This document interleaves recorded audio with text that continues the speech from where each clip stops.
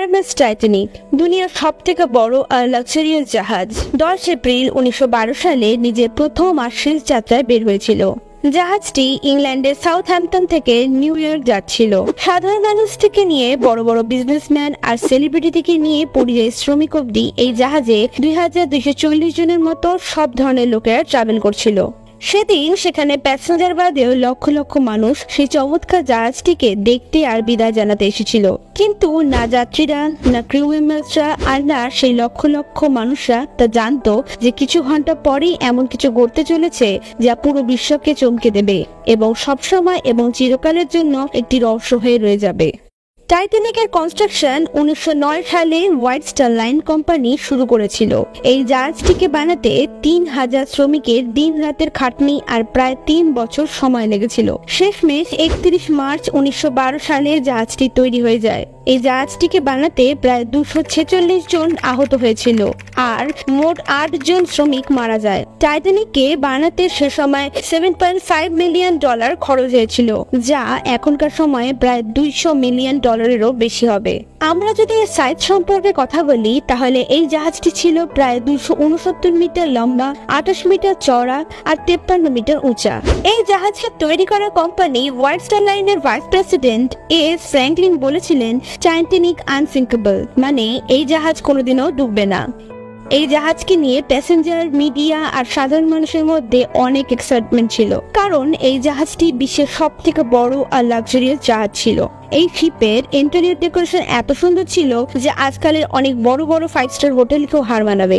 টাইটানিকের economic কম্পার্টমেন্টের ticket $30 আর first class কম্পার্টমেন্টের ticket $150, যা আজকের valuation হিসেবে 3,40,000 হবে। কিন্তু সেই সময়কার সবচেয়ে বড় বিলাসবহুল এবং সবচেয়ে ব্যয়বহুল জাহাজটির ডুবে যাওয়ার কারণ এবং ভুলগুলি কি ছিল যে আজ এটি সমুদ্রের 3800 মিটার নিচের ভয়ঙ্কর গভীরতায় পড়ে আছে। সেই রাতে এরকম কি হয়েছিল যে 1500 জনেরও বেশি লোককে নিজে প্রাণ দিতে হয়েছিল? 10 এপ্রিল 1912 দুপুর 12টায় টাইটানিক নিজের প্রথম যাত্রায় বের হয়। সেই দিন আটলান্টিক মহাসাগর একদম শান্ত ছিল, কোনো সামুদ্রিক ঝড় আসার কোনো সম্ভাবনা ছিল না।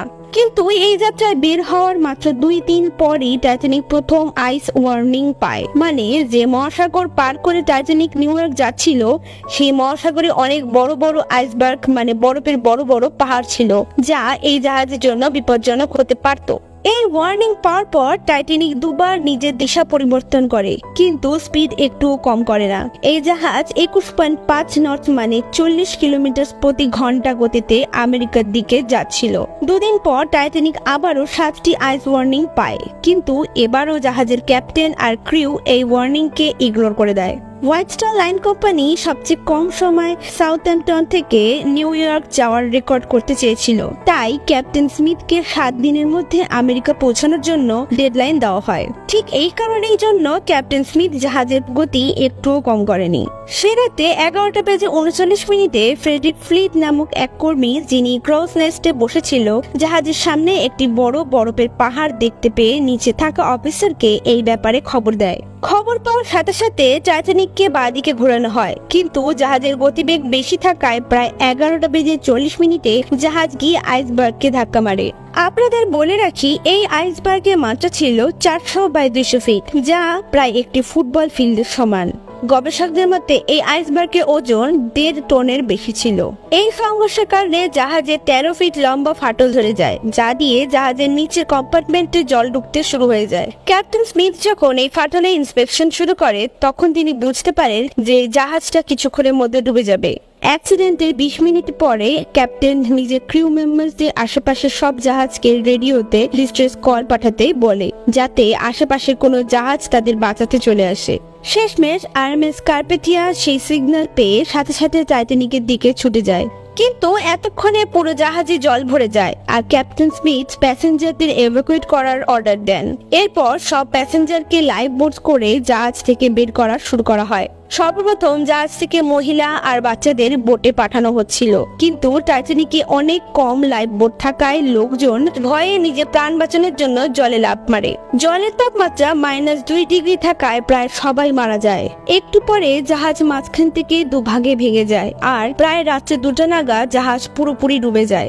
এই ঘটনায় 1500 জন মারা যায়। ক্যাপ্টেন স্মিথ শেষ অবধি জাহাজকে বাঁচানোর চেষ্টা করে, কিন্তু সে অসফল হয়।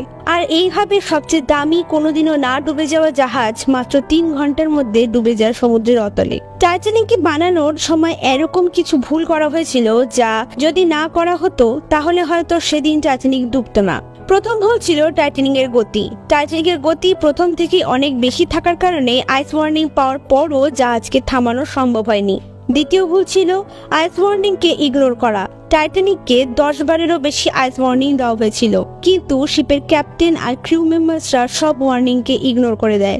যদি আইস ওয়ার্নিংকে সিরিয়াসলি নিয়ে ক্যাপ্টেন জাহাজের গতিকে কম করে দিত তাহলে হয়তো এই দুর্ঘটনা হতো না।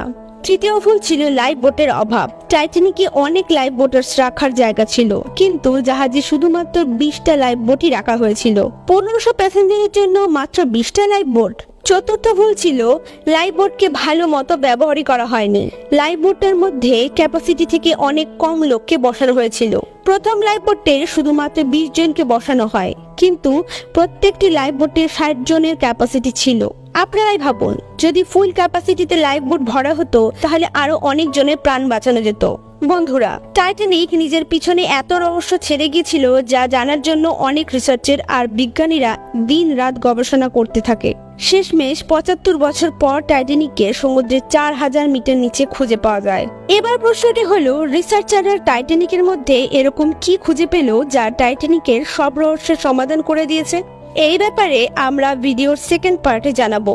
যদি আপনারা এখনো অবধি ভিডিওটি দেখছেন তাহলে প্লিজ একটি লাইক অবশ্যই করবেন, আর হ্যাঁ, চ্যানেলটি সাবস্ক্রাইব না করে থাকলে সাবস্ক্রাইব